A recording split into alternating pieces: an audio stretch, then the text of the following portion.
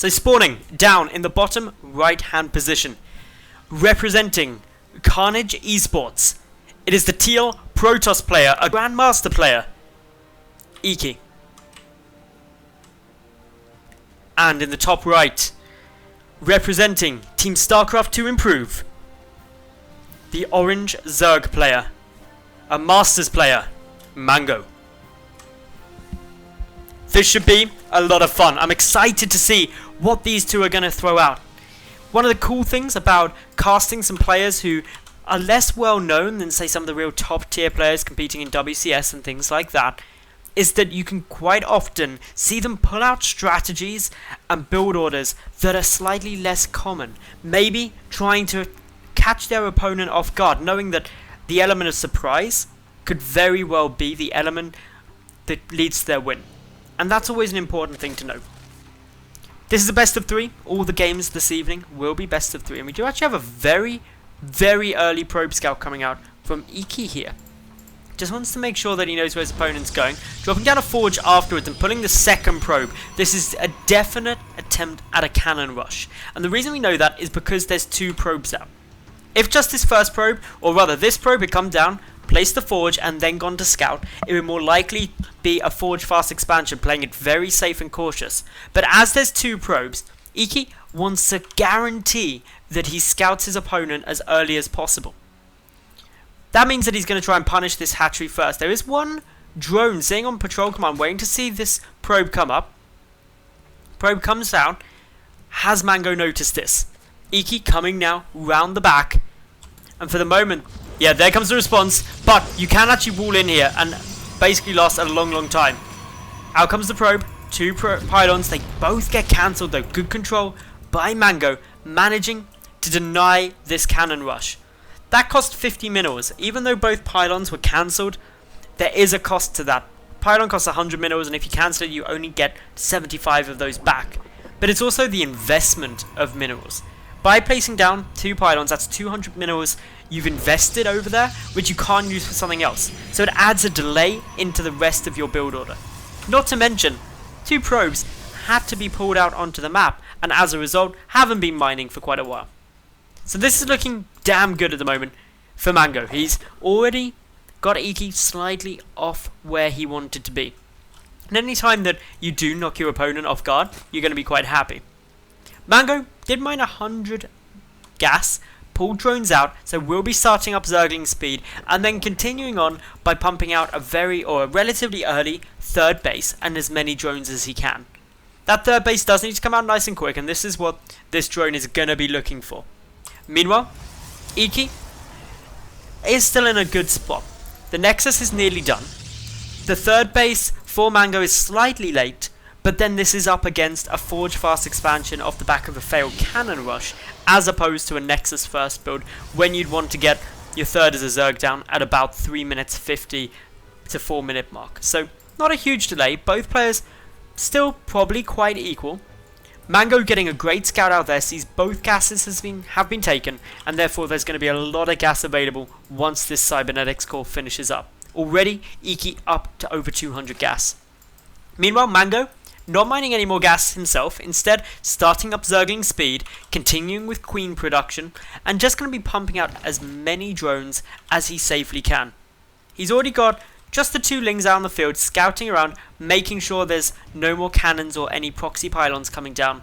And of course, first, just checking up on this high ground, which so frequently you'll see a lot of cannons, or at least a pylon and a cannon here, and then another cannon can come down on the low ground to deny this base. So it's important that MangO is scouted up there. Even if the push, or even if the cannon wasn't there, the pylon wasn't there, it's still a very important place to check, because it really can ruin your day should it be able to get down. Interestingly here, the probe is going to be coming down to take the Nexus at the 3rd. This is insanely early in this 3rd base timing. And it does pose a couple of risks. There's only 1 sentry there. Zerglings are already coming over, will be able to scout the existence of that 3rd base, and could now do a lot to try and punish this. Eiki adding in a 2nd forge now, so can go into the double upgrades if he wanted, but no, cancels it. I suspected that may have been a small mistake considering he already had one at the front. Beginning +1 weapons now. Meanwhile, MangO, he's just pumping drones, getting a roach warren down in case pressure may be coming. He did get another gas, now populating it with drones, so he's up to 2 gas geysers. A decent drone count, 42. Needs to keep pumping more though if he wants to continue with this saturation. One lone zealot trying to do a little bit of damage, but dealt with very efficiently by MangO. And both of these two players pretty much tied on the resources lost, just 10 resources different between them. And to be honest with you, that is a minute amount and is not going to make a difference to really where they stand. A lot then comes down to this third base of Eiki. MangO, for the moment, does not have a response to that. He is on equal bases, but Eiki will very quickly build up a sizable economy and be able to fund a lot of tech and a lot of production very fast if this third isn't either shut down or MangO doesn't out-expand him by taking a fourth. MangO could run into some problems. So keeping an eye on everything that's happening, a few more gateways just being added in. And this is now where the tech starts coming through. The robotics facility and the Twilight Council both started simultaneously because of the fact that there are already the 4 gases down.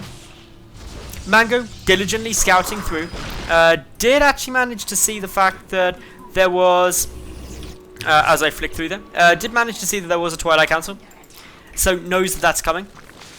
Eiki, on the other hand, just saw the double evolution chamber, but they are only researching the 1-1 upgrades at the moment, not 2-2. So a bit behind in upgrades. So, where do you go from here? Well, getting the double upgrades down is a nice way to try and start catching up. The roaches coming out will certainly help deter any further aggression from Eiki, especially with only a handful of gateway units. But after that point, you've got to have a longer plan. And it looks like the infestation pit will be part of that. Could be for swarm hosts. Could also be for a quick tech up into hive to get vipers down. Both are viable and both can work. But for now, it's a push into the third that is going to be the primary target. But Eiki just has a lot of stuff here. Plus the cannon, 2 cannons, and the Photon Overcharge. It would be very hard to try and take down that third nexus without a much more sizable force. The infestation pit has now finished up. Are we going to be seeing enduring locusts, or are we going to be seeing the quick hive?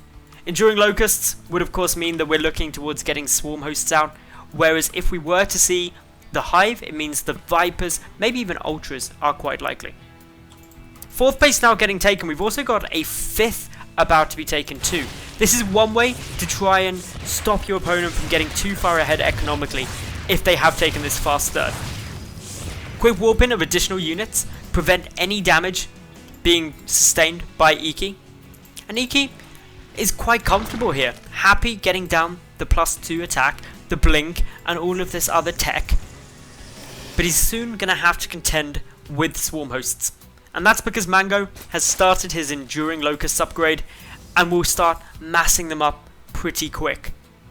What that means is that Eiki 100% requires to either end the game in the very near future, which this move out suggests he could be aiming to do, or alternatively has to get down some splash, which he's also doing by getting the robotics bay there ready for Colossus. War Prism continuing on this harassment forward. We've got a good chunk of stalkers with blink continuing to pressure at the frontier. The zealots from the right unfortunately not going to survive very well against this many roaches, but these roaches are 1-1 up against the 2-0 upgrades of the stalkers. However, Eiki gets some fantastic force fields, zones out a lot of the roaches, and there aren't many swarm hosts yet either. Only 5 on the field. 5 more though are on their way. In the main, a good number of zealots getting some work done on those drones, picking them apart relatively fast. But with the swarm host now here, zealots really won't fare that well. 3 remain, trying to get a bit more damage. Meanwhile, at the front, an observer granting vision, allowing 2 of those swarm hosts to die. A few more great force fields block out a lot of this roach army from coming through, and another swarm host wanders in to his inevitable death. Roaches pinned in position now. The force field's still right on the money here from Eiki, and that's allowing him to trade insanely cost effectively. The swarm host count still at 5 after those recent losses, and Eiki just backing out for the moment. Feels quite happy with the damage that's been done. Worker count currently sitting at 63 to 69 in Eiki's favour, who is also now taking a third base. This retreat is to allow some Colossi to join the army. Eiki cannot be certain exactly how many swarm hosts MangO has already amassed, and those swarm hosts are going to be insanely difficult to deal with unless Eiki gets some splash. He needs those Colossi out. He needs those High Templar with Storm out if he's going to be contending with just the sheer number of Locusts that could be coming through. We've also got a lot of drops though coming down. These Zealots going to rack up a kill on one of the Queens there. A few more in the natural, a couple heading up to the main. This harassment forces the roaches back. It means that the swarm host may even need to reposition, especially if this lair were to fall. There's a lot of zealots here, and they should be able to get this down now. I don't think there's a transfuse. Down it goes. One zealot survives for one more last poke from that spine, but a nice takedown there from Eiki. Eiki also dealing now with the locusts. Has to be careful though. The swarm hosts are backing away though, and that's because they're not supported by anything. The observer granting that detection, the stalkers pressuring forward, the colossus at the back getting the splashdown that's needed. War Prism still just darting around trying to find a way to retreat back. The swarm hosts are quite vulnerable here, especially when there's a War Prism nearby. Quick little reburrow and the pressure continues forward, heading in towards now that third base. We've got a decent number of locusts making their way forward, and even with the fact that there's a lot of Archons and that Colossus already down, 3 Colossi down, the fourth of Eiki is certainly in quite a traumatic spot, and the third now as well, about to take a lot of damage too. But Eiki doesn't really care about that, going for the counter push. With the Colossi, this could be very devastating. There's a good number of Blink Stalkers too, all of which has got the +3 attack upgrades. And straight away, MangO is forced to unburrow and head back home. Everything looking really solid at the moment now from Eiki, able to start shutting down these bases while managing to even keep up his own fourth. The natural base of MangO starting to look fairly low. The swarm host attempting to get in a good position, but not going to be enough to save it. Force fields are very good there. Block out the locusts, allowing the natural hatchery to die. The only thing missing here for Eiki is a lack of a mothership core. Actually, no, I take that back. The mothership core is there. Me being blind. This mothership core, with enough energy, over 100 energy, can mass recall the army out. A couple more overlords getting spiked off, but down goes the mass recall.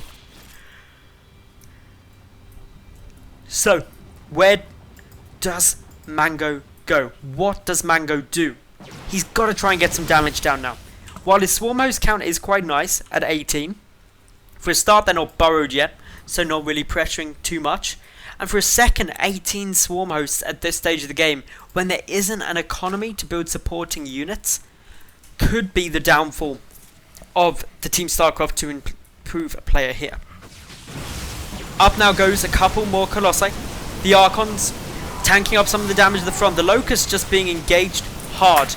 And that's actually stopping them. They get taken down. It's going to be quite a while until the next wave comes. A reburrow from the Swarm Host allows them to retreat back slightly. But is it going to be enough? A couple more Locusts get taken through. A lone Swarm Host identified, taken down, quickly dispatched. Locusts now from the right, forcing Eiki to head to the left, and this is just drawing Eiki in towards this base in the top left position, which has been scouted. And with the army all the way over to the right here, I'm not sure if we're actually going to see MangO be able to get back in time to come and defend this. That hatchery definitely going down now. The mothership core is now just chilling back at home. Looks like a mass recall went on there, but means that the army now isolated. The force fields have to be absolutely on the money. The Locusts need to be minimizing the damage they can do, but already some Stalkers at the front getting taken out. The Locusts all dead though. A small trickle through of more delaying the advance. Wave number 2 also hitting onto the field. The Stalkers, the Colossi, getting some really nice damage through here, and down goes a lot of those Locusts. Spore Crawler is scary to those Colossi. Spore Crawlers, of course, attack air, but Colossi do take air damage. More Locusts there, but the lair at the third base about to fall, and the Locusts being engaged head on. The Colossi dealing a good amount of damage, the Stalkers dealing a great amount of damage, and now MangO has no choice but to retreat back yet again. Couple of roaches coming in from behind that. They're going to be trying to take down any of these Stalkers or any of these units that they can, but with DTs now flooding as well, GG is called, and Eiki takes game number 1 of this best of 3.